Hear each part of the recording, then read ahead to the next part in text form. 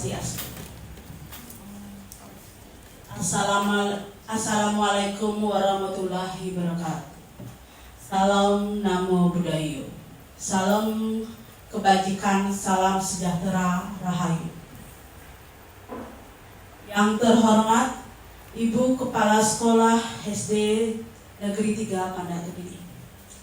Yang saya hormati rekan-rekan guru SD Negeri 3 Pandak Gede. Dan yang saya hormati pula para undangan yang hadir pada pagi hari ini.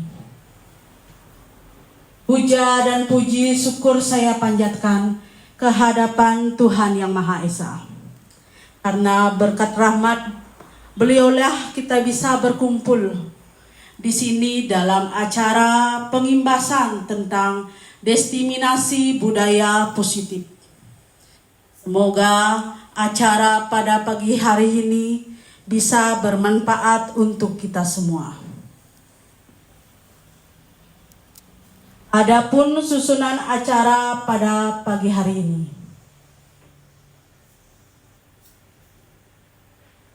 Yang pertama, pembukaan. Yang kedua, menyanyikan lagu Indonesia Raya. Yang ketiga, doa. Yang keempat, sambutan dari Ibu Kepala Sekolah SD Negeri 3 Pandak Gede sekalian membuka kegiatan pada hari ini. Kelima, pemaparan destinasi budaya positif, dan yang keenam, kesimpulan dan penutup. Baiklah, rekan-rekan guru yang saya hormati, acara pertama telah kita lalui. Saya lanjutkan dengan acara kedua, menyanyikan lagu Indonesia Raya. Kepada hadirin diharapkan untuk berdiri, dan kepada yang bertugas silakan menempati tempat yang sudah disediakan.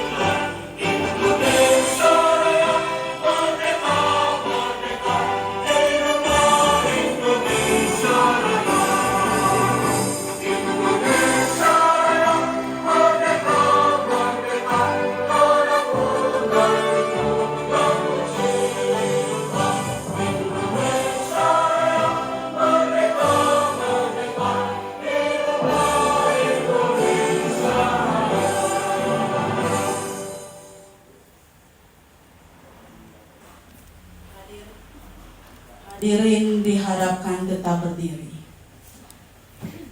Kita lanjutkan ke acara yang ketiga, doa. Mohon izin Ibu untuk doa saya pimpin secara langsung.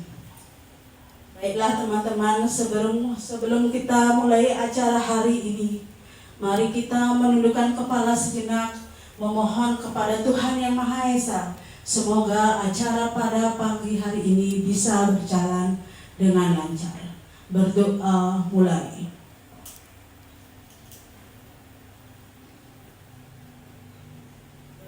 Berdoa selesai. Para hadirin dipersilakan untuk duduk kembali.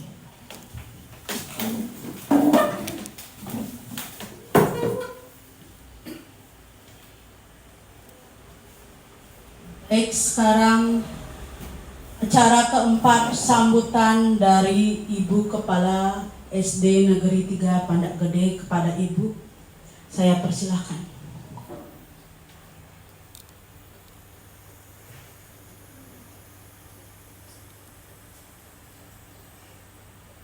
Terima kasih.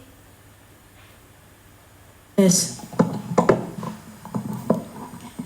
Terima kasih atas waktunya yang diberikan kepada saya dalam kesempatan hari ini untuk menyampaikan kata sambutan dalam acara sosialisasi diseminasi budaya positif.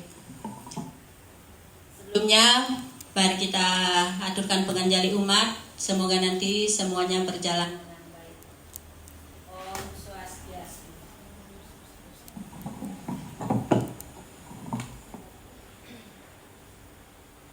Pada kesempatan ini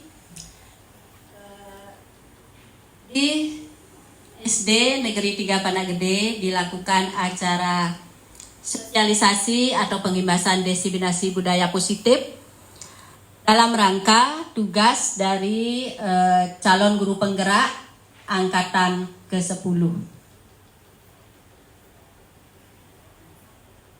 Tentu saja ini adalah bukan tugas satu-satunya, tetapi sudah ada banyak tugas yang dilewati atau dikerjakan, dan nanti masih banyak lagi tugas yang harus dikerjakan. Pengimbasan diseminasi budaya positif ini merupakan salah satu tugas aksi nyata dari modul 1.4.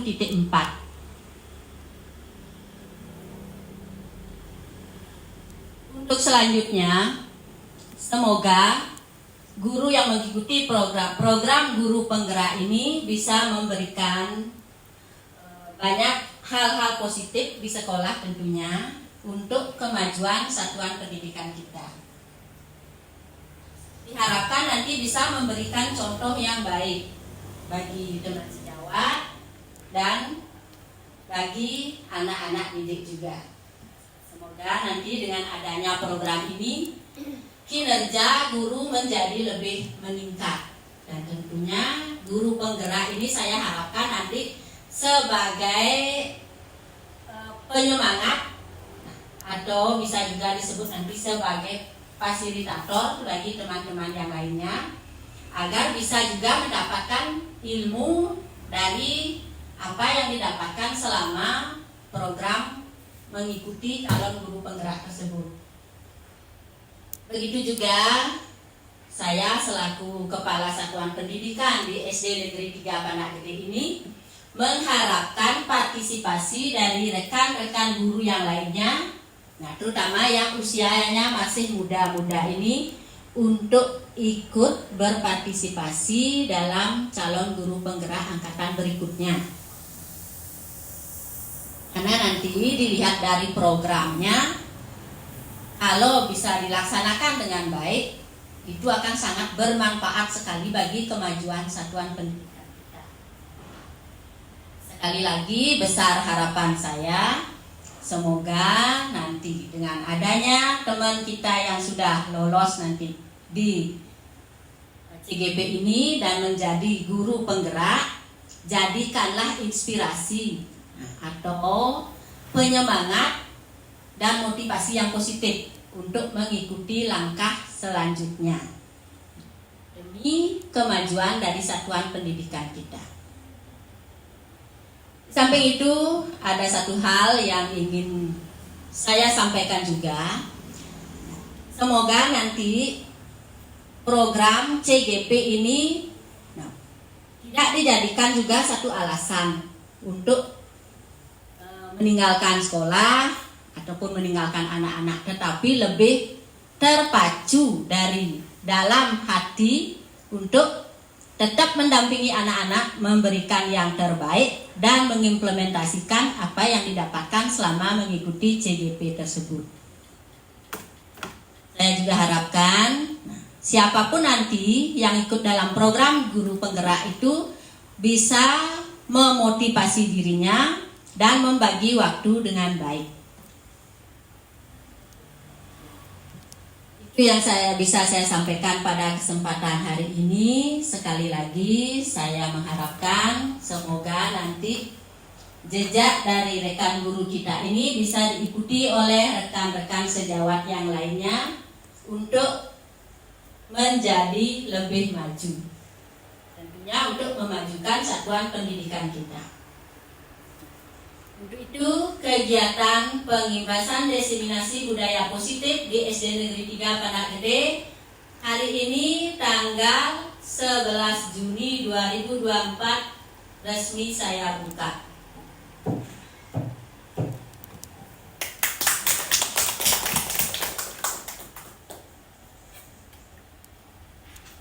Terima kasih kepada Ibu Kepala Sekolah atas sambutannya dan secara langsung telah membuka kegiatan pada pagi hari ini.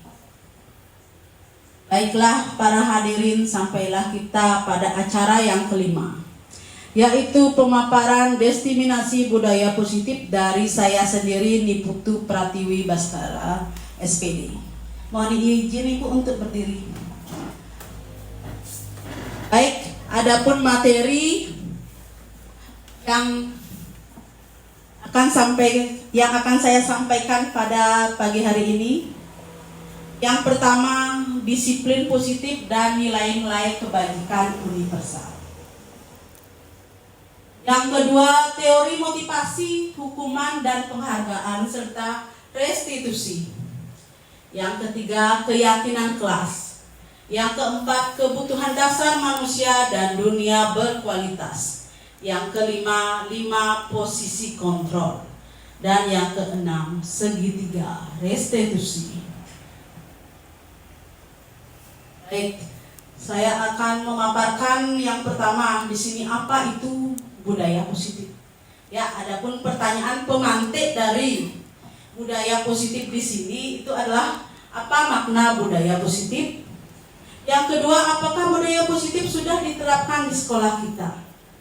Dan apakah contoh penerapan budaya positif di sekolah?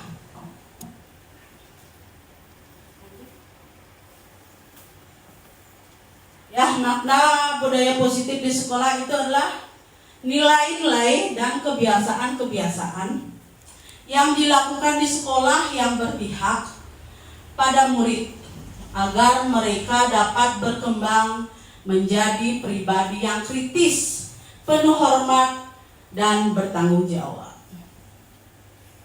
Salah satu unsur budaya positif itu adalah disiplin positif, yang sebagai wadah untuk menciptakan budaya positif agar tercapainya pendidikan sesuai dengan filosofi Ki Hajar Dewantara. Contoh penerapan budaya positif di sekolah. Sebelum saya memaparkan contoh penerapan di sekolah kita di SD Negeri 3 Pandak Gede, apakah sudah melakukan budaya positif, rekan-rekan? Sudah ya. Ya, di sekolah kita sudah melakukan budaya positif itu. Salah satu penerapan budaya positif di sekolah yang sudah kita lakukan itu mentaati peraturan dan tata tertib di sekolah. Yang kedua, cinta kebersihan dan lingkungan. Yang ketiga, kejujuran. Yang keempat, religius, yaitu berdoa sebelum dan sesudah proses pembelajaran. Yang kelima, membudayakan 5S, salam, senyum, sapa, sopan, dan santun. Yang keenam, kepedulian. Yang ketujuh, sifat toleransi. Dan yang terakhir, sifat nasionalisme. Baik, itulah pengertian dari budaya positif dan penerapan budaya positif yang sudah kita lakukan di SD Negeri 3 Pandak Gede. Ya, sekarang kegiatan pemantik lagi. Di sini saya memerlukan 2 rekan guru yang mau membantu saya. Coba siapa? Coba Bu Mira bersedia ke depan, Bu? Ya. Siap ya? Ayo Bu, bantu saya Bu. Dan itu Bu Kadek.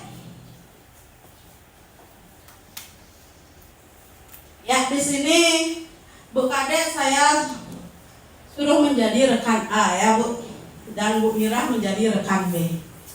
Di mana rekan A itu harus mengepalkan salah satu tangannya. Bayangkan, apa yang Ibu kepal itu adalah sesuatu yang sangat berharga Bu, yang tidak perlu orang lain itu tahu. Bagaimana cara Ibu sekeras mungkin ya tetap dalam pendirian Ibu, tetap mengepalkannya, jangan dikasih tahu Bu Mirahnya Bu ya. Ya walaupun Ibu nanti dirayu sama dia, dikasih uang gitu, diajak merali, doanya Bu. Oke Bu? Oke Bu Mira? Ya, coba dicontohkan, yang lain silahkan diperhatikan.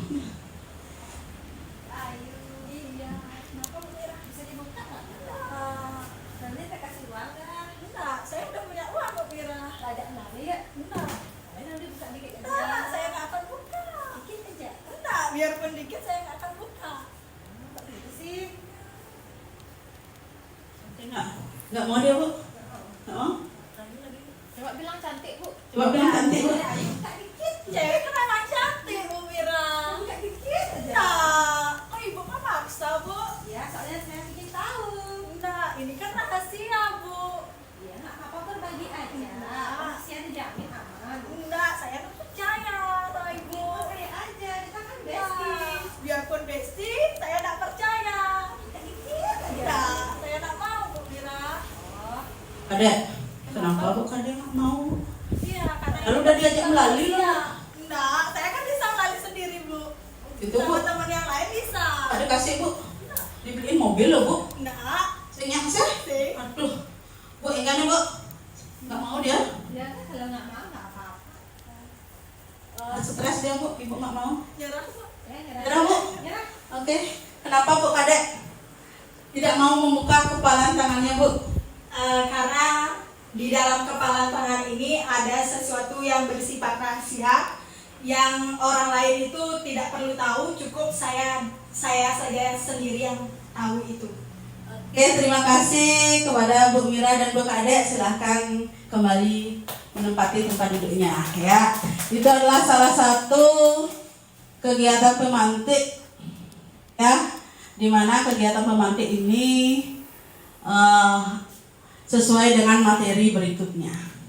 Ya, materi berikutnya itu adalah tentang makna kata disiplin.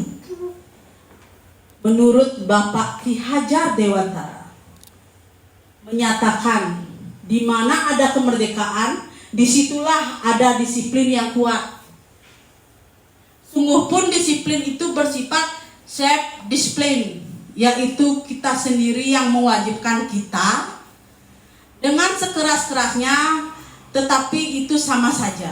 Sebab jikalau kita tidak cakap melakukan self-discipline, wajiblah penguasa lain mendisiplinkan diri kita. Dan peraturan demikian itulah harus ada di dalam suasana yang merdeka.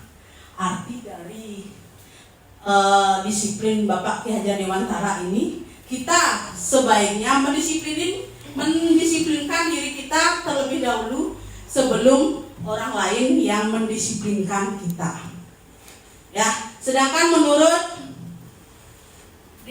Diana Gosen menyatakan, disiplin diri dapat membuat seseorang menggali potensinya menuju kepada sebuah tujuan mulia.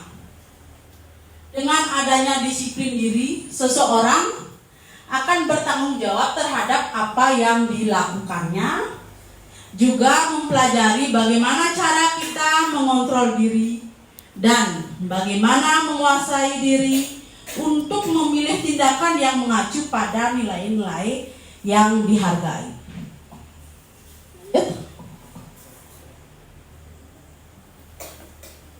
Ya, jadi pengertian disiplin di sini menurut Ki Hajar Dewantara dan Diana Gosen itu adalah disiplin merupakan bentuk kontrol diri, yaitu belajar untuk kontrol diri agar dapat mencapai tujuan yang mulia. Oke, sebagai pendidik di sini tugas kita itu adalah menciptakan anak-anak yang memiliki disiplin, menciptakan anak-anak yang memiliki disiplin diri sehingga mereka bisa berperilaku dengan mengacu pada nilai-nilai kebajikan universal dan memiliki motivasi intrinsik bukan ekstrinsik, ya. Tujuan disiplin positif di sini yaitu untuk menanamkan motivasi yang ketiga pada murid-murid, yaitu menjadi orang yang mereka inginkan dan menghargai diri sendiri dengan nilai-nilai yang mereka percayai. Murid telah memiliki motivasi intrinsik yang akan berdampak jangka panjang. Mereka akan berperilaku baik sehingga tetap dan berlandaskan nilai-nilai kebajikan yang mereka yakini. Ya, disiplin positif di sini juga merupakan suatu hasil pendidikan, kebiasaan atau tradisi di mana seseorang dapat menyesuaikan dirinya dengan keadaan.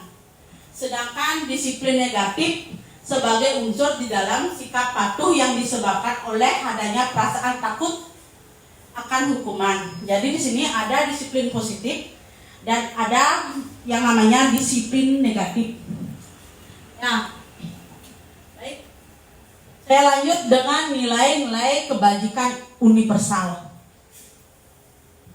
Tujuan mulia di sini mengacu pada nilai-nilai atau prinsip-prinsip mulia yang dianut seseorang. Nilai-nilai tersebut dinamakan nilai-nilai kebajikan yang universal, di mana nilai-nilai kebajikan universal itu merupakan nilai-nilai yang telah disepakati bersama terlepas dari suku, agama maupun latar belakangnya. Ya, nilai-nilai kebajikan universal ini juga merupakan fondasi dalam berperilaku dan juga merupakan sifat-sifat positif manusia yang merupakan tujuan mulia yang ingin dicapai setiap individu.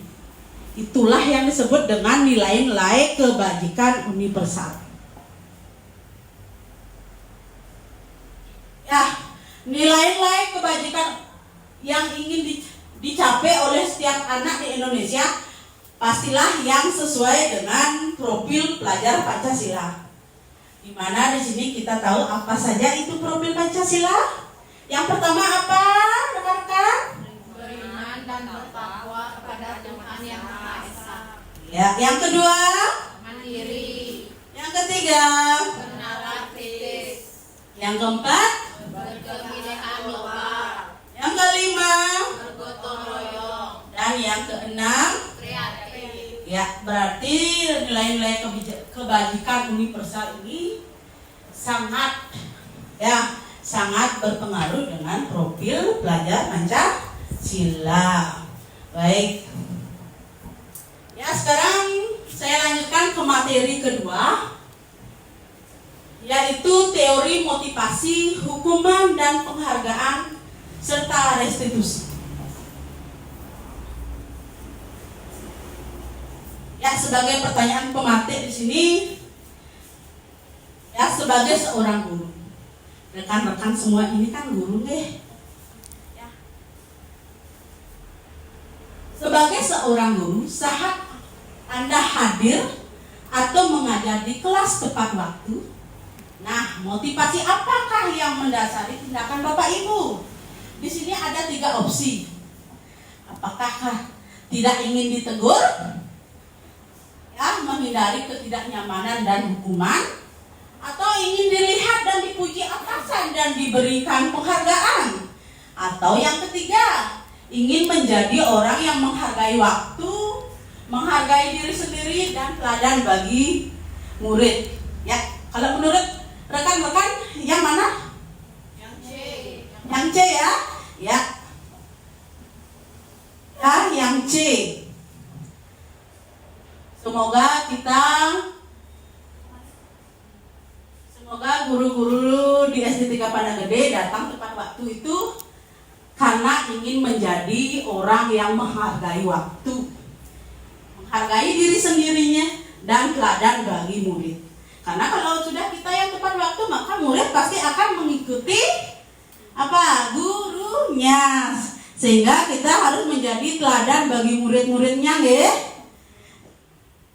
Baik, dari pertanyaan pemantik di sini, saya akan menjelaskan tentang yang pertama dulu, teori motivasi, ya. Teori motivasi menurut Diana Gosen menyatakan ada 3 motivasi perilaku manusia, yaitu untuk menghindari ketidaknyamanan dan hukuman. Yang kedua, untuk mendapatkan imbalan atau penghargaan dari orang lain. Dan yang ketiga, untuk menjadi orang yang mereka inginkan dan menghargai diri sendiri dengan nilai-nilai yang mereka percayai. Yang kedua, tentang hukuman atau konsekuensi. Ya, kalau kata hukuman pasti rekan-rekan tahu, ya. Hukuman itu seperti apa? Oke. Di sini hukuman atau konsekuensi di sini adalah pendidikan.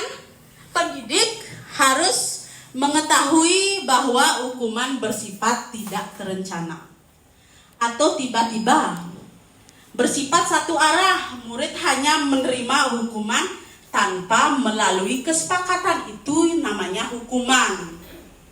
Ya, hukuman itu bisa berupa fisik maupun psikis. Hukuman dapat membuat murid tersakiti dan merasa tidak nyaman dalam jangka waktu yang panjang. Ya, di sini contoh dari hukuman atau konsekuensi itu, yang pertama, berlari mengelilingi lapangan sebanyak 5 kali putaran karena terlambat datang ke sekolah. Itu adalah sebuah hukuman. Yang kedua, membersihkan coretan yang dibuatnya di meja. Itu adalah sebuah hukuman, apa tidak? Ya, hukuman. Yang ketiga, membersihkan WC atau kamar mandi sekolah karena mencoret buku temannya. Itu juga sebuah hukuman. Dan yang keempat, kehilangan 10 menit jam istirahat untuk mengerjakan PR karena tidak membuat PR. Itu juga adalah sebuah hukuman. Ya, di sini apa itu dihukum oleh penghargaan? Dihukum tapi mana penghargaan? Nah, menurut Alpicon, penghargaan maupun hukuman adalah cara-cara mengontrol perilaku seseorang yang menghancurkan potensi untuk pembelajaran yang sesungguhnya. Secara ideal, tindakan belajar itu sendiri adalah penghargaan sesungguhnya. Ya, jadi antara hukuman dan penghargaan itu seharusnya tidak kita lakukan, karena itu bisa saja membuat psikis anak atau mental anak itu down. Ya, sedangkan kalau penghargaan sudah pasti murid itu, hari ini kita kasih penghargaan, pasti dia akan meminta penghargaan itu lagi secara terus menerus. Jikalau kita tidak memberikan, anak itu akan down mentalnya. Ya, pada yang dicari adalah penghargaannya. Oke. Baik, selanjutnya tentang yang ketiga, tentang restitusi. Restitusi itu adalah proses menciptakan kondisi bagi murid untuk memperbaiki kesalahan mereka, sehingga mereka bisa kembali pada kelompok mereka dengan karakter yang lebih kuat. Ini menurut Gosen tahun 2004, ya.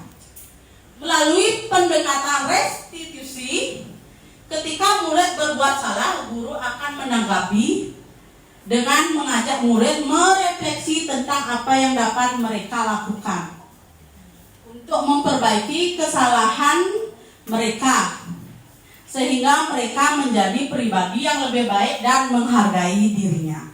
Itulah restitusi. Beda sama hukuman ya. Oke, lanjut. Ciri-ciri restitusi. Restitusi bukan untuk menebus kesalahan, namun untuk belajar dari kesalahan. Sebaiknya merupakan inisiatif dari murid yang melakukan kesalahan. Restitusi memperbaiki hubungan dan memperkuatnya. Restitusi adalah tawaran, bukan paksaan. Penting bagi guru untuk menciptakan kondisi yang membuat murid bersedia menyediakan masalah dan berbuat lebih baik lagi. Yang terakhir, restitusi itu adalah menuntun untuk melihat ke dalam diri agar bisa lebih baik lagi ya. Itulah restitusi ciri-cirinya. Baik, lanjut. Ya, ciri-ciri lain dari restitusi itu restitusi mencari kebutuhan dasar yang menjadi tindakan. Restitusi fokus pada karakter bukan tindakan. Restitusi menguatkan. Restitusi fokus pada solusi. Restitusi mengembalikan murid pada kelompoknya.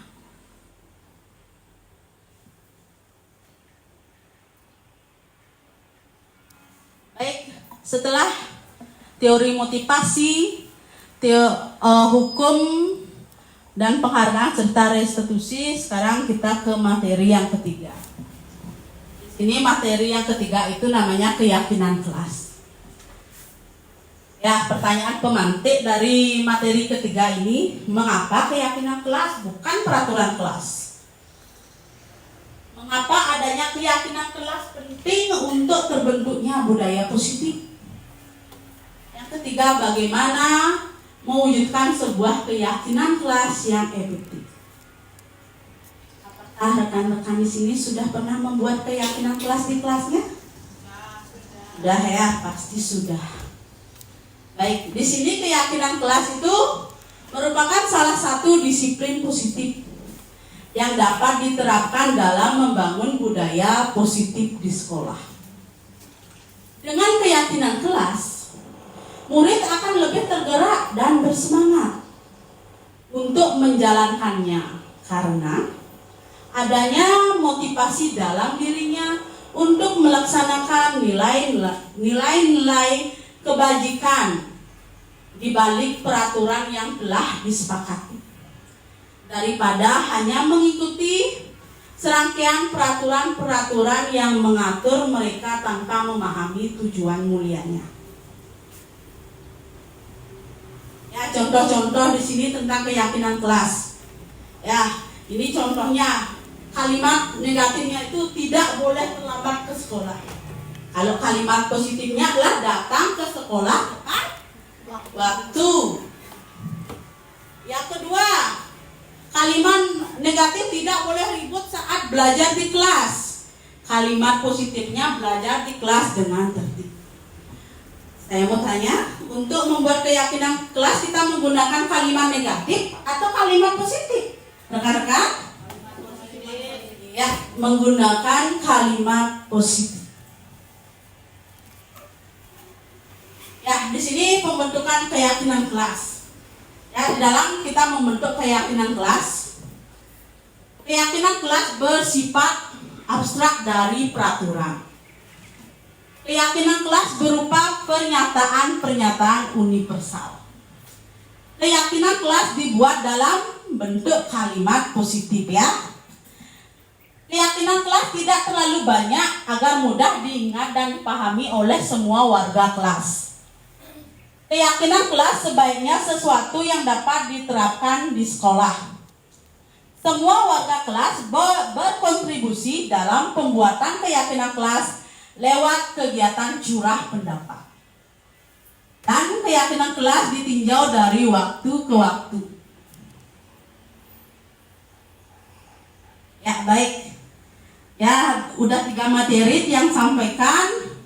Pasti Bapak Ibu-ibu badannya pegal. Mari kita ice breaking dulu ya. Untuk hari ini ice breaking saya dibantu oleh rekan saya, Miss Esa. Silakan Miss Esa memberikan ice breakingnya kepada rekan-rekan. Saya harapkan untuk berdiri.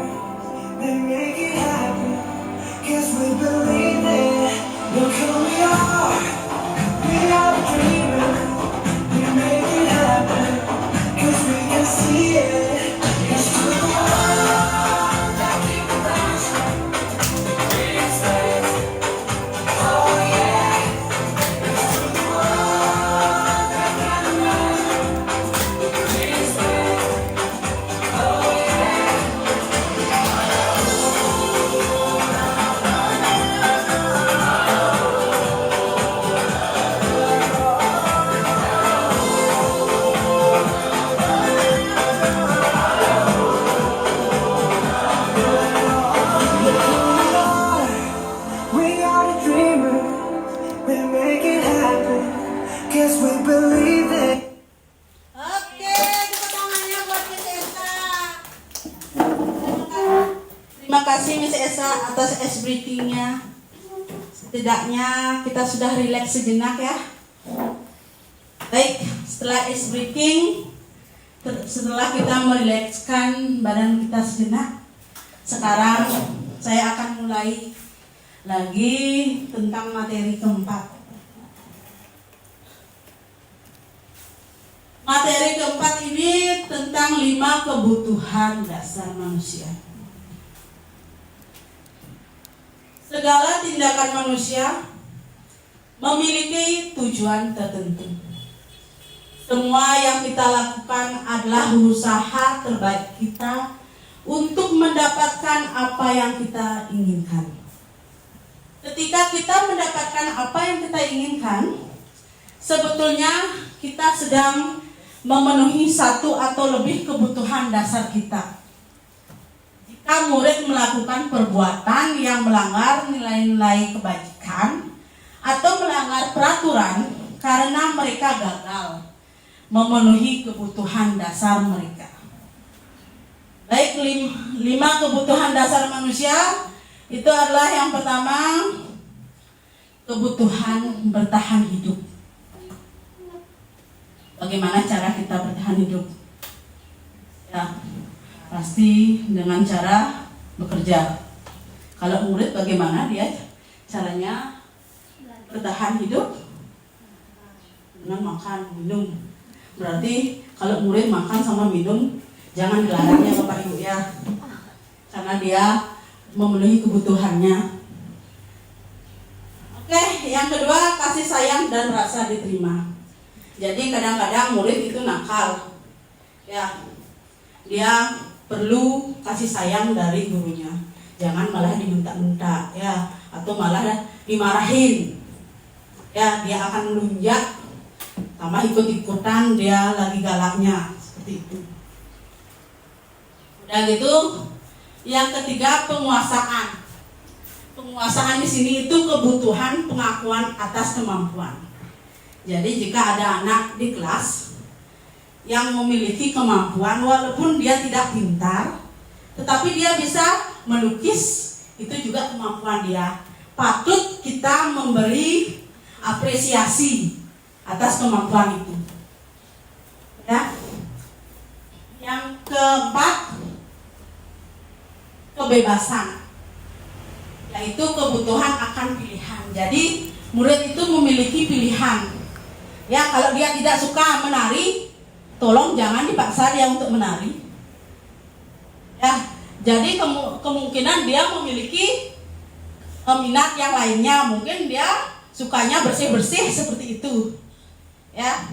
Jadi jangan pernah dipaksa murid itu untuk melakukan hal yang dia tidak senangi. Yang kelima, kesenangan. Ya, semua orang itu memiliki kesenangannya kan? Begitu juga murid kita. Kesenangan di sini itu kebutuhan untuk merasa senang. Ya. Kalau kita memaksa murid kita untuk menari, sedangkan dia tidak hobi menari, sendemen, ngigel, ya, apakah dia akan merasa senang? Atau dia akan merasa terpaksa? Ya, pastinya terpaksa. Jadi, apakah dia mendapatkan kesenangan itu? Tidak. Baik, itulah 5 kebutuhan dasar manusia. Yang kelima di sini 5 posisi kontrol. Ya, menurut Diana Gosson tahun 1998 mengemukakan bahwa guru perlu meninjau kembali penerapan disiplin dalam ruang kelasnya. Ya, dalam ruang kelasnya masing-masing ya. Berdasarkan teori kontrol Dr. William Gosson berkesimpulan ada 5 posisi kontrol yang diterapkan seorang guru. Ada 5 posisi kontrol yang diterapkan seorang guru, orang tua ataupun atasan dalam melakukan kontrol. Yaitu yang pertama sebagai penghukum. Apakah kita pernah sebagai penghukum untuk murid kita? Sudah pasti ya. Murid yang PR, ya hukum, betul. Apakah seperti itu? Ya. Murid uyut, ya hukum, gimana ya? Tidak ya? Ya. Udah gitu pembuat rasa bersalah. Pembuat rasa bersalah ini, ya. Nah, jangan nak kamu kayak gitu nak. Kan ibu jadinya dimarahin sama kepala sekolahnya nak. Ya, coba kamu rajin buat PR biar ibu gak dimarahin sama kepala sekolahnya, nanti kamu gak dapet nilai. Kamu mau tidak naik kelas? Ya, itu bagaimana murid itu merasa bersalah ya karena gurunya ngomong seperti itu. Oke, yang ketiga sebagai teman. Kita bersama murid, jadilah teman untuk murid itu. Jadi ketika dia ada masalah, dia akan mau bercerita dengan kita. Ya. Sebagai pemantau, kadang-kadang sebagai pemantau ini sulit kita lakukan ya. Apalagi sebagai manajer. Karena sebagai manajer di sini kita harus benar-benar sabarnya luar biasa ya. Sendani ngopak, walaupun dia buat salah, manajer itu harus sabarnya luar biasa itu. Nah, baik lanjut. Nah, apa itu sebagai penghukum? Sebagai penghukum di sini menggunakan hukuman fisik atau verbal. Contohnya kata-kata sebagai penghukum itu patuhi kata saya atau awas. Awas kamu selalu saja salah. Awas kamu besok gak buat PR ya. Awas kamu suka mukul teman lagi. Itu adalah penghukum. Udah Dan itu yang kedua, pembuat merasa bersalah. Guru bersuara lebih lembut menggunakan keheningan yang membuat orang lain merasa tidak nyaman atau merasa bersalah atau rendah diri. Ya, kata-kata yang digunakan di sini seperti ibu sangat kecewa sama kamu. Kenapa sih kamu gak buat PR? Ya, ibu sangat kecewa sekali dengan ucapanmu. Kenapa sih kamu harus ngomong kasar? Ya, itu adalah pembuat merasa bersalah. Ya, sebagai teman, posisi ini tidak akan menyakiti murid, tapi selalu mengontrol murid melalui persuasi. Kata-kata yang digunakan seperti ayo bantulah demi Bapak ya. Ayo bantulah demi Ibu ya. Jangan nakal lagi. Atau ayo bantulah Ibu biar Ibu tidak dimarahi oleh kepala sekolah. Baik, yang keempat, pemantau. Itu adalah pada posisi ini guru mengawasi perilaku murid. Kata-kata yang digunakan seperti peraturannya apa, sanksinya apa, konsekuensinya apa. Ya, misalnya anak itu membuat kesalahan, tanyakanlah dulu, kamu masih ingat keyakinan kelas yang sudah kita sepakati di kelas, Nak? Kenapa kamu masih tidak membuat PR? Keyakinan kelas yang mana yang sudah kamu tidak patuhi? Ya, itu pemantau. Ya, karena kamu tidak buat PR, jadi kamu tidak mempunyai nilai. Sekarang ibu harus bagaimana? Apa konsekuensinya biar kamu bisa memiliki nilai PR tersebut, Nak? Ya, itu contohnya dari pemantau. Oke, sekarang yang terakhir, manajer. Yang ini manajer ini sabarnya harus lebih sabar dari pemantau. Ya, guru mempersilahkan sesuatu bersama dengan murid. Murid bertanggung jawab atas kesalahannya, mendukung murid agar dapat menemukan solusi atas permasalahannya sendiri. Kata-katanya di sini itu menggunakan apa yang kita yakini. Apa rencana kamu untuk memperbaiki? Ya, kamu sudah tidak membuat PR, bagaimana sekarang kamu memperbaiki agar kamu bisa mempunyai nilai PR, Nak? Apa rencana kamu agar kamu bisa mendapat nilai PR? Ya, kalau kamu tidak dapat nilai PR, ibu tidak bisa membantu kamu untuk mengisi rapor kamu. Ya, jadi murid itu dia akan berpikir solusi, dia harus apa, dan guru harus membantu juga memecahkan masalah tersebut, ya, dengan membantu memberikan solusi. Itulah sebagai manajer. Oke. Ya, tentukan posisi kontrol yang digunakan. Seperti tadi, saya kecewa sekali dengan kamu. Yang kedua, ayolah lakukan demi saya. Kamu selalu yang paling terakhir mengerjakan PR atau mengerjakan tugas. Apa rencanamu untuk menyelesaikan permasalahan ini? Dan apakah kamu mau mendapatkan stiker bintang hari ini? Bagaimana caranya biar kamu mendapatkan stiker bintang hari ini? Ya, itu adalah posisi kontrol yang digunakan.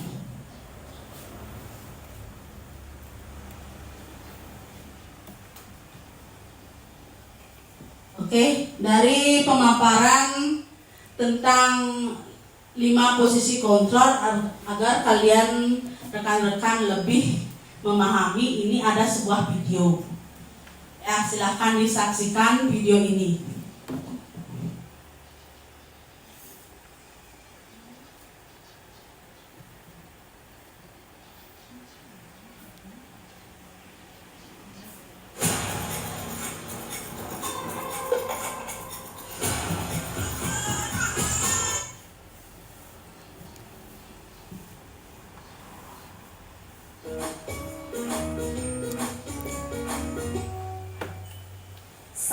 berbahagia Ibu dan Bapak guru hebat.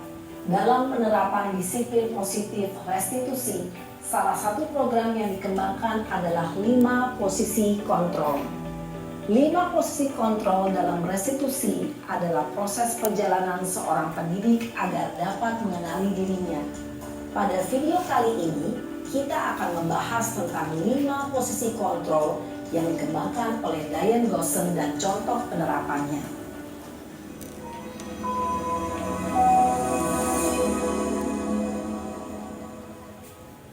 5 posisi kontrol itu adalah 1. Posisi penghukum. 2. Posisi pembuat merasa bersalah. 3. Posisi teman. 4. Posisi pemantau atau monitor. Dan 5. Posisi manajer. Untuk lebih memahami kelima posisi tersebut, mari kita saksikan kasus Naren yang terlambat hadir 20 menit di sekolah dan melihat bagaimana kelima posisi kontrol dalam menghadapi masalah tersebut.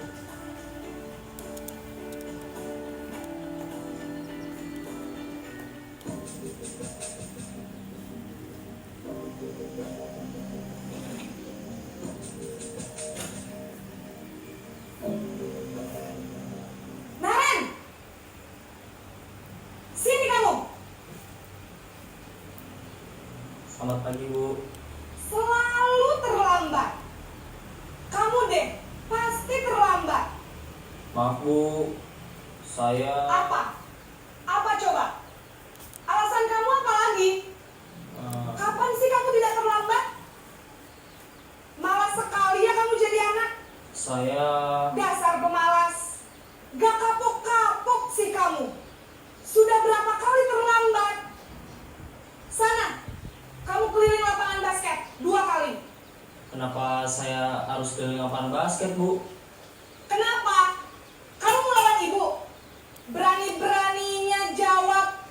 Sudah terlambat, masih berani jawab pula. Sekarang, keliling lapangan basket 5 kali sekalian. Biar kapok. Cepat. Pergi sana ke lapangan basket. Yang itu adalah sebagai posisi biasanya penghukum. berbicara dengan nada tinggi, menghardik, menunjuk-nunjuk, menyakiti, dan menyindir. Hukuman bisa berupa fisik maupun psikis. Ibu dan Bapak guru hebat, dampak yang terjadi pada murid ketika guru berada pada posisi penghukum adalah murid cenderung akan memberontak, bahkan menyimpan dendam.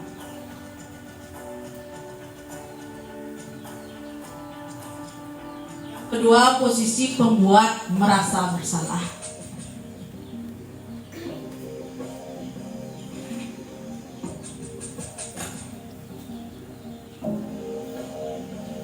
Naren!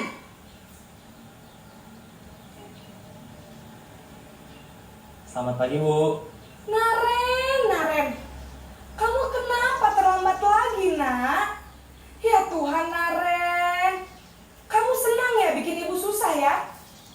Kalau kamu terlambat lagi, nanti ibu yang ditegur bapak kepala sekolah, nak. Disangka ibu tidak bisa membina kamu. Duh, gimana ini? Maaf, Bu. Duh, Gusti Naren. Kamu suka ya kalau ibu ditegur bapak kepala sekolah? Terus, sekarang ibu harus tulis apa ini di buku absen? Ini kamu sudah sering terlambat loh. Ibu harus apa coba? Maaf, Bu. Maaf sekali. Ya sudah, lain kali jangan bikin ibu susah lagi anak ya. Ibu tidak akan kuat lagi kalau kamu begini terus. Bisa jantungan kalau ibu ditegur bapak kepala sekolah. Sana cepat ke kelas. Maaf ya, Bu. Maaf sekali. Posisi pembuat rasa bersalah berbicara dengan nada tenang, cenderung lembut. Namun kata-kata yang diutarakan membuat murid merasa menjadi orang yang gagal, memandang buruk dirinya sendiri, merasa tidak berharga, dan tidak sanggup membahagiakan orang lain. Ketika guru mengambil posisi pembuat rasa bersalah, murid akan menganggap dirinya yang bersalah dan ia akan menyimpan emosi negatif tersebut di dalam dirinya.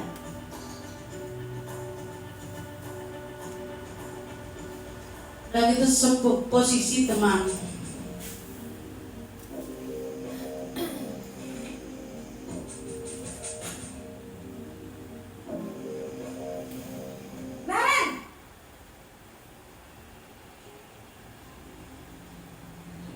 Selamat pagi, Bu. Wah, sudah jam berapa ini, Nak? Terlambat lagi ya, sayang. Iya, Bu. Habis ibu saya lupa bangunkan saya, Bu.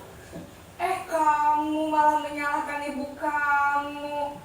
Kamu bukannya anak yang larinya paling kencang. Kok terlambat sih? Iya, Bu. Saya memang terlambat bangun tadi.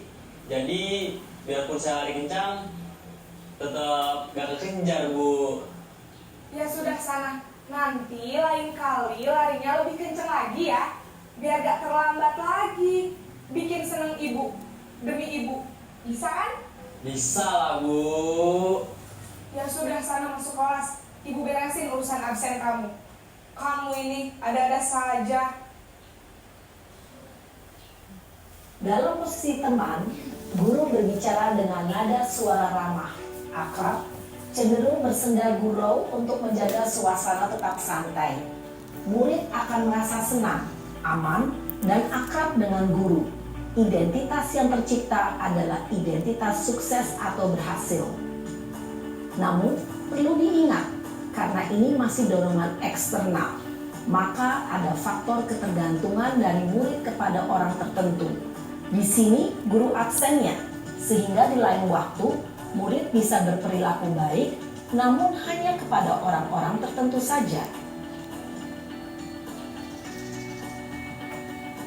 Posisi pemantau atau monitor.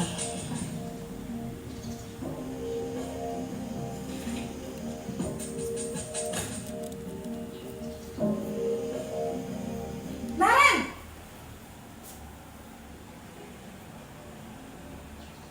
Selamat pagi, Bu. Naren, apa peraturan sekolah kita tentang jam berapa kita harus masuk sekolah, Nak? Kita harus di sekolah jam 7, Bu. Iya, betul. Sekarang sudah jam 7.20. Naren sudah tahu konsekuensinya jika terlambat hadir. Paham, Bu. Saya harus tinggal kelas pas jam istirahat selama 20 menit. Iya, benar. Konsekuensinya demikian. Jadi nanti jam 9.30 pas istirahat, kamu harus tinggal di kelas, kerjakan tugas tambahan untuk ketertinggalan kamu, ya? Baik, Bu. Posisi pemantau mengandalkan penghitungan atau data untuk mengontrol murid. Guru mengarahkan murid berdasarkan peraturan dan konsekuensi.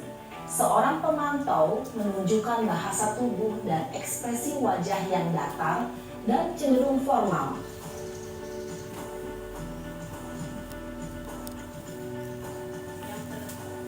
Yang terakhir posisi manajer.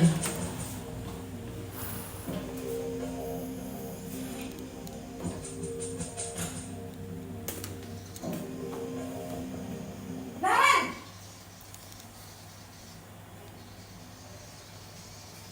Selamat pagi, Bu. Selamat pagi, Naren. Maaf, Bu. Saya terlambat. Iya, sekolah masuknya jam 7, sekarang sudah jam 7.20. Jadi sekarang bagaimana ini, Naren? Maaf, Bu. Saya lupa setel alarm saya semalam. Baiklah, menurut kamu, keyakinan sekolah yang mana yang perlu kamu tingkatkan? Menghargai diri sendiri dan orang lain mungkin, ya, Bu. Setuju. Jadi, apakah Naren meyakini prinsip saling menghormati tersebut? Iya, Bu. Saya meyakininya. Apakah Naren bersedia memperbaiki masalah keterlambatan ini? Bersedia, Bu. Bagaimana kamu akan memperbaiki masalah keterlambatan ini? Saya akan coba untuk tidak lupa menyetel alarm saya, Bu. Baik, kalau Naren lupa menyetel alarm di rumah, ada orang yang kira-kira bisa bantu mengingatkan tidak? Ada, Bu. Kakak saya, Kak Emma. Ada lagi selain Kak Emma? Selain Kak Emma, ada ibu saya. Baik, Jadi yang mengingatkan Naren adalah Kak Emma dan ibu kamu ya. Kira-kira akan mulai set alarm kapan nih Naren? Setelah pulang sekolah, akan segera saya lakukan. Baik, jadi Naren akan setel alarm untuk bangun besok pagi dan akan diingatkan oleh kakak dan ibunda Naren ya. Ada lagi yang mungkin perlu dilakukan Naren? Agar tidak terlambat bangun lagi. Tidak ada, Bu. Baik Naren, terima kasih untuk kerjasama kamu. Sekarang kamu perlu kembali ke kelas untuk belajar. Baik, Bu. Terima kasih. Posisi manajer adalah posisi kontrol yang disarankan untuk membimbing murid memiliki sikap disiplin yang positif, yaitu murid yang mandiri, bertanggung jawab, dan dapat memecahkan masalah. Tujuan dari posisi ini adalah agar murid dapat berefleksi atas tindakannya. Guru akan dengan tulus memberikan pertanyaan-pertanyaan bermakna, sehingga membuat murid dapat belajar dari kesalahannya dan mencari sebuah solusi untuk menyelesaikannya. Ibu dan Bapak guru hebat, setelah mengamati adegan kelima posisi kontrol tadi, kira-kira posisi mana yang paling ideal? Posisi mana yang dapat menunjang motivasi intrinsik murid? Ya, tentu posisi manajer. Posisi ini memang posisi ideal yang ingin dituju setiap pendidik. Pada posisi inilah, guru dapat menerapkan disiplin positif yang berpihak pada murid, yang memerdekakan murid. Perjalanan seorang pendidik tentunya tidak mudah untuk sampai pada posisi seorang manajer. Namun, tujuan kita pasti, yaitu menciptakan murid-murid yang mandiri, merdeka, dan bertanggung jawab. Semoga penggambaran 5 posisi kontrol yang telah diperlihatkan ini dapat menjadi ajang refleksi bagi kita semua, agar dapat terus mengasah dan menerapkan disiplin positif yang memerdekakan murid. Mari terus berlatih dan bersemangat. Selamat menerapkan. Salam dan bahagia Ibu dan Bapak guru hebat.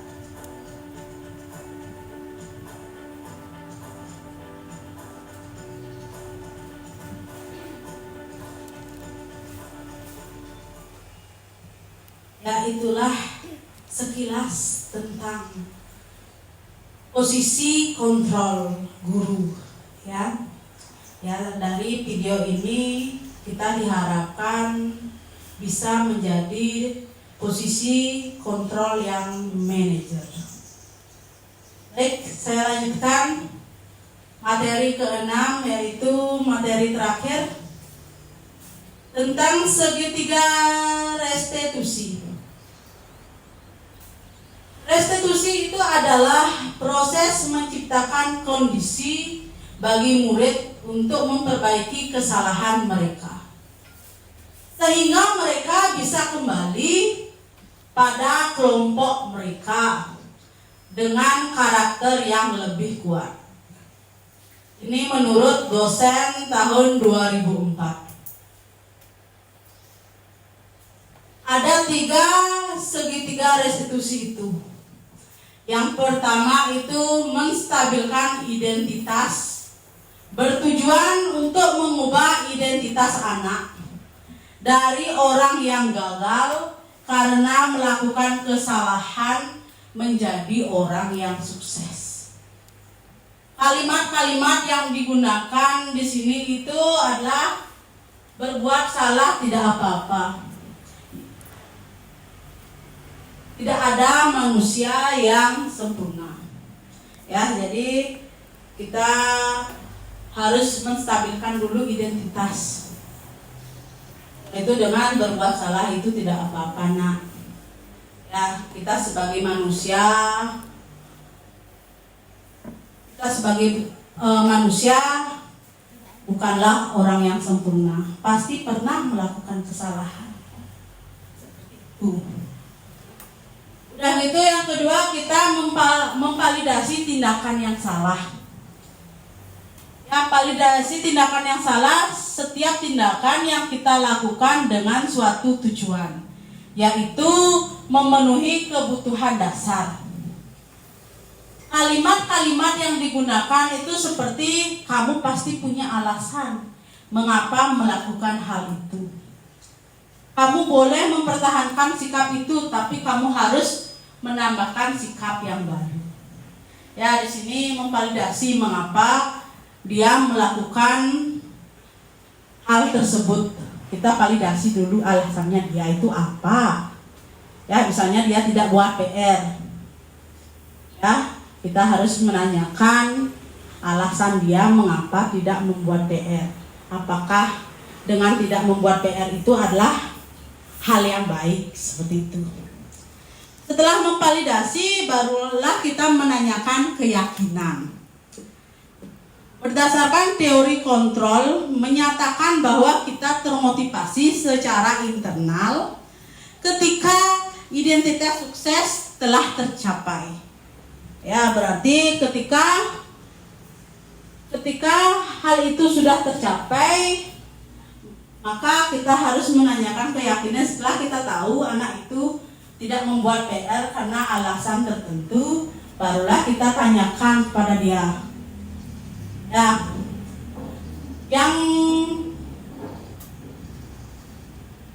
dan tingkah laku yang salah yang telah divalidasi, maka anak siap dihubungkan dengan nilai-nilai yang dia percayai. Jadi di sini itu setelah kita tahu alasan murid itu tidak membuat PR, barulah kita menanyakan keyakinan kelas yang sudah disepakati di kelas, sehingga murid itu bisa berpikir apakah tindakannya itu benar atau salah. Ya, pertanyaan yang digunakan di sini itu adalah apa yang kita percayai sebagai kelas atau keluarga.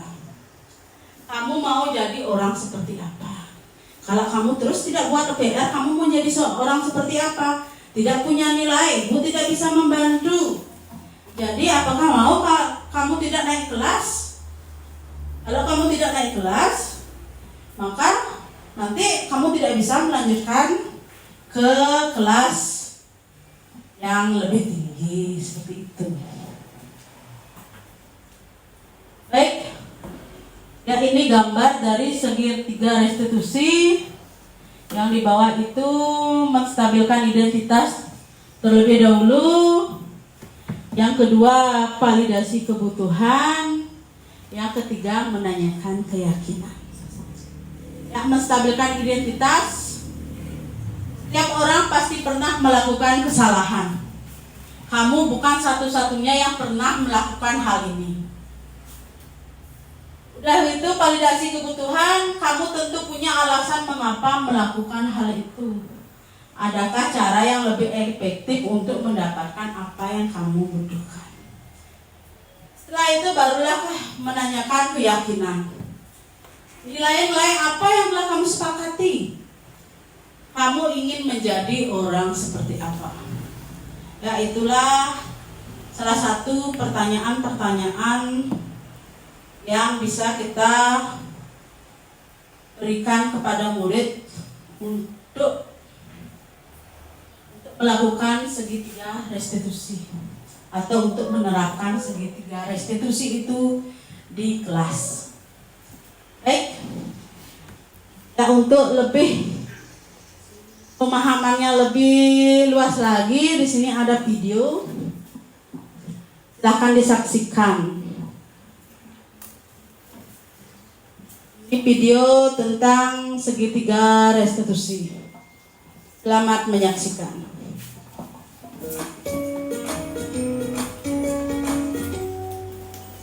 Salam dan bahagia Ibu dan Bapak guru hebat. Pada video kali ini kita akan membahas tentang salah satu program disiplin positif yang diterapkan di lingkungan sekolah yang dikenal dengan nama restitusi.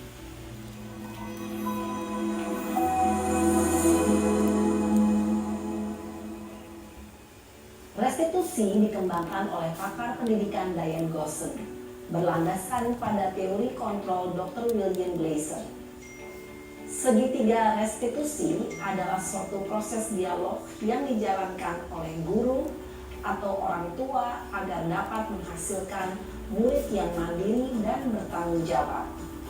Pada saat guru di posisi manajer, aspek yang dikembangkan pada murid adalah motivasi intrinsik, sehingga penanaman nilai-nilai kebajikan dapat tumbuh dan berkembang menjadi suatu kebiasaan positif yang akhirnya membentuk karakter murid. Proses dialog ini terdiri dari 3 langkah yang digambarkan pada ketiga sisi pada segitiga restitusi. Sisi pertama adalah menstabilkan identitas.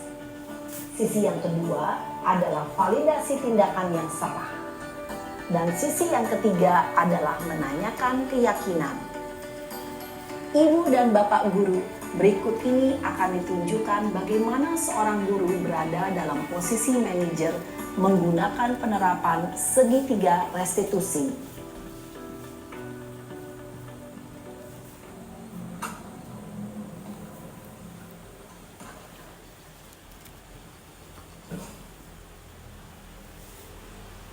Siang Sarah.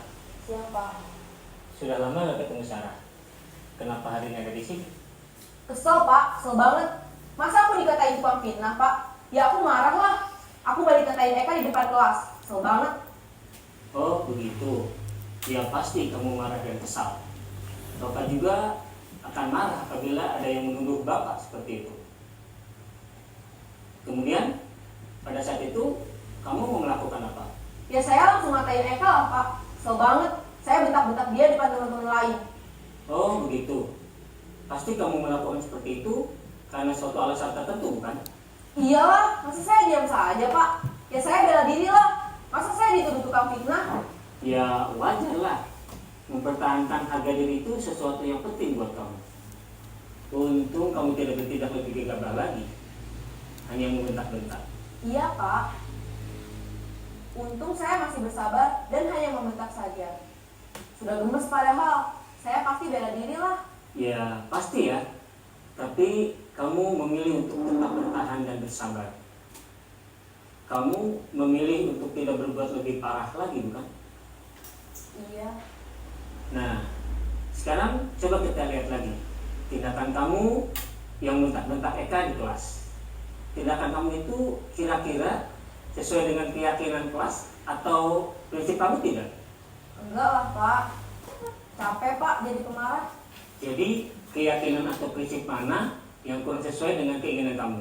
Ya, saya sebenarnya sangat menghargai orang lain. Mungkin saat itu saya menjadi emosi, jadi tidak menunjukkan sikap itu. Kamu meyakini tidak? Menghargai orang lain itu penting buat kamu. Yakinlah Pak. Iya, setuju. Kita harus saling menghargai. Namun, ada juga keyakinan yang kita sepakati yang perlu kita jalankan apabila kita sedang marah, bukan? Ya, saya bisa lebih proaktif, mulai dengan diri sendiri. Saya bisa jadi lebih bersabar, mengambil waktu jeda untuk berpikir mau apa selanjutnya. Kira-kira kamu bersedia memperbaiki masalah ini tidak? Bersedia Pak. Kalau kamu memperbaiki masalah ini, kamu akan menjadi orang seperti apa? Saya akan menjadi orang yang bertanggung jawab kali ya Pak. Dan senantiasa proaktif. Iya, menurut kamu bagaimana rasanya menjadi orang seperti itu? Ya nyaman lah, bangga bisa bersabar dan menahan diri. Baiklah kalau begitu. Yuk kita pikirkan bagaimana memperbaiki masalah ini.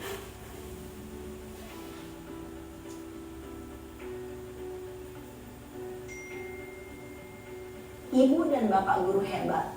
Baru saja kita menyaksikan contoh bagaimana seorang guru berada dalam posisi manajer menggunakan penerapan segitiga restitusi.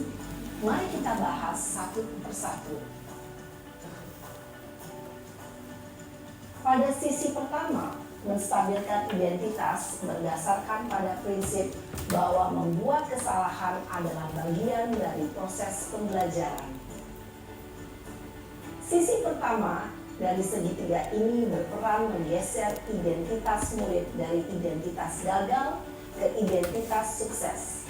Murid yang sedang bertingkah laku yang tidak pantas atau menarik diri saat itu sedang mengalami identitas gagal.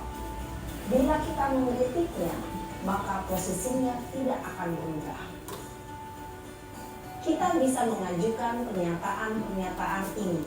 1. Membuat kesalahan sesuatu yang wajar. 2. Manusia tidak ada yang sempurna. 3. Kita bisa memperbaiki masalah ini. 4. Saya tidak menanyakan kesalahannya. Saya lebih fokus bagaimana memperbaiki masalah ini. 5. Apakah saat ini kamu tengah menjadi orang yang baik untuk dirimu sendiri? Pada sisi kedua, validasi tindakan yang salah berlandaskan pada prinsip bahwa setiap perilaku berupaya memenuhi suatu kebutuhan tertentu. Guru yang telah memahami teori kontrol akan bergeser dari pemikiran stimulus respon menjadi proaktif dan mencoba untuk mengenali tujuan dari perilaku murid. Mengenali dan mengakui kebutuhan murid ini dapat memperbaiki hubungan dengan murid tersebut. Pernyataan atau pertanyaan bisa disampaikan dengan nada suara tidak menghakimi atau memojokkan, sehingga dapat mengembalikan murid pada posisi positif. 1. Kamu bisa saja bertindak lebih gegabah lagi dari ini. 2. Kamu bukan melakukannya tanpa suatu alasan tertentu. 3. Kamu melakukannya karena mempertahankan sesuatu yang penting bagimu. 4. Mungkin kamu bisa mempelajari suatu perilaku baru yang lebih efektif. Bersediakah kamu mempelajarinya? Selanjutnya, kita akan simak sisi terakhir, yaitu menanyakan keyakinan. Teori kontrol menyatakan bahwa pada dasarnya kita termotivasi secara intrinsik. Pada saat perilaku yang salah telah divalidasi dan identitas sukses telah stabil, maka murid telah siap mengaitkan keyakinan-keyakinannya dengan tindakannya yang salah, dan pemikirannya telah bergeser ingin menjadi orang yang dituju. Pertanyaan-pertanyaan ini dapat mengaitkan keyakinan-keyakinan yang dianut murid. 1. Sebagai keluarga atau kelas, apa yang kita yakini? 2. Nilai-nilai apa yang telah kita sepakati? 3. Seperti apa gambaran sebuah kelas yang ideal bagi kami? 4. Kamu ingin menjadi orang seperti apa?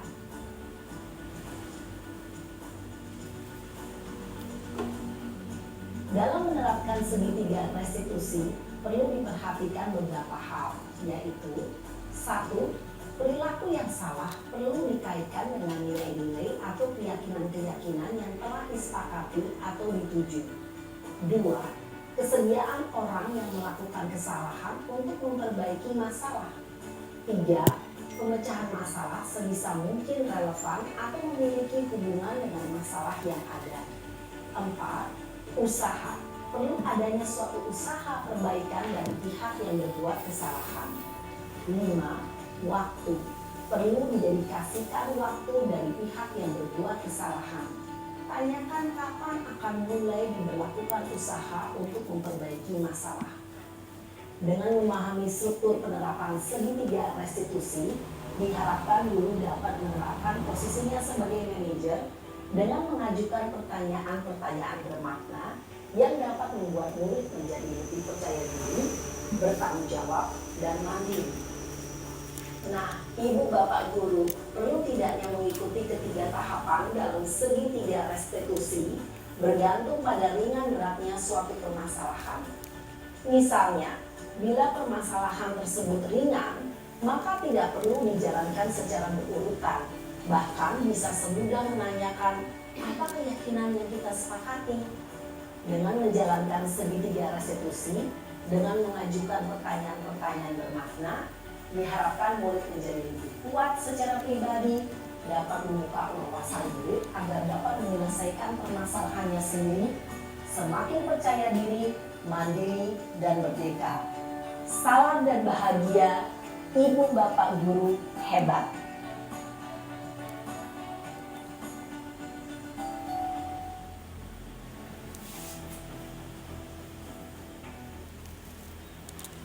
itulah video tentang segitiga restitusi. Semoga dengan adanya tayangan ini Bapak Ibu yang ada di SD 3 Pandak Gede bisa memahami tentang apa itu restitusi, segitiga restitusi. Ya, baiklah rekan-rekan, semua pemaparan tentang diskriminasi budaya positif sudah saya paparkan.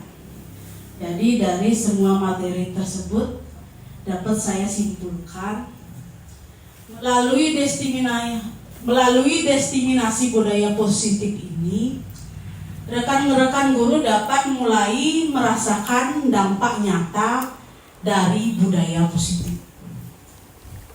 Murid menjadi lebih mandiri, bertanggung jawab, dan memiliki motivasi belajar yang tinggi. Dan sekolah pun mulai bertransformasi menjadi tempat yang aman, menyenangkan, dan berpihak pada murid. Ya, dengan kesimpulan ini berarti berakhir juga sosialisasi tentang diskriminasi budaya positif yang saya bawakan.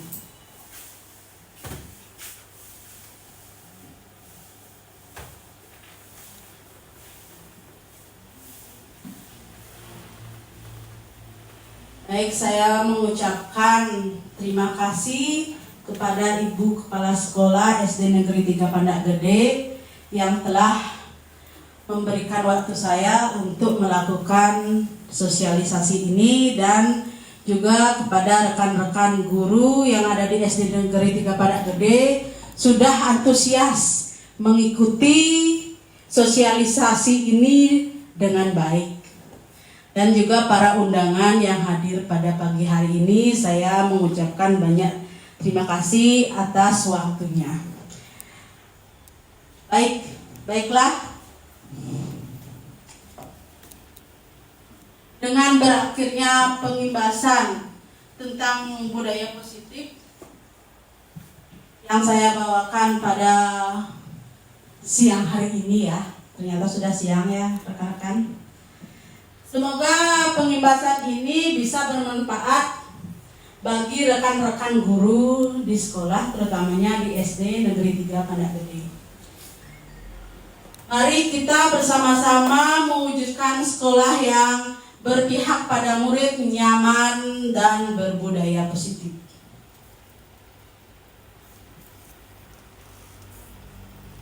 Ya, akhir kata saya mengucapkan banyak terima kasih kepada semuanya yang hadir pada hari ini. Dan sebelum saya menutup sosialisasi pada siang hari ini, izinkan saya untuk meminta saran dan kritik dari Ibu Kepala Sekolah. Kepada Ibu, mohon sarannya Bu untuk pembahasan saya agar bisa lebih baik lagi. Silakan Ibu. Ya, terima kasih atas waktunya. Sebenarnya kalau berbicara masalah kritik dan saran, kalau kritik tentunya secara pribadi saya tidak bisa memberikan ini karena kita sama-sama belajar ya. Nah, kita semua punya kemampuan masing-masing dan tentunya dalam kapasitas yang berbeda juga. Nah, untuk sarannya, saya selaku Kepala Satuan Pendidikan menyarankan baik kepada penyaji pada hari ini, juga kepada rekan-rekan guru yang lainnya.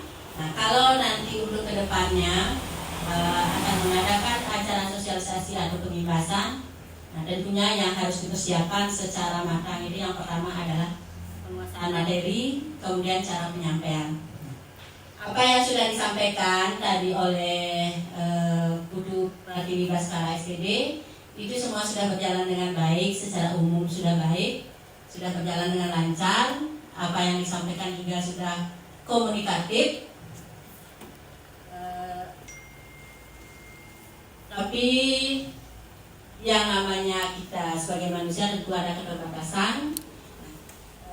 Perlu ditingkatkan lagi dalam acara penyampaian dan kalau bisa perbanyak berikan contoh yang lebih nyata dan disampaikan dengan bisa dengan lebih rileks lagi atau lebih menarik lagi supaya nanti pesertanya atau yang diberikan sosialisasi bisa menikmati dengan enjoy, dengan nyaman, tapi materi yang disampaikan masuk.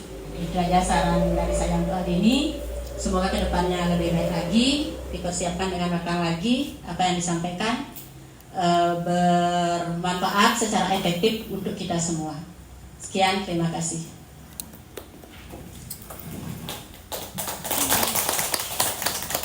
Baik Ibu, terima kasih atas saran dan kritiknya. Semoga saran dan kritik dari Ibu bisa saya gunakan untuk kegiatan pengimbasan ataupun sosialisasi berikutnya. Baiklah, rekan-rekan, karena acara pada hari ini sudah selesai, mari kita tutup acara pada hari ini dengan Prama Santi. Om Santi Santi Santi. Salam guru penggerak. Salam guru penggerak, tergerak, bergerak dan menggerakkan.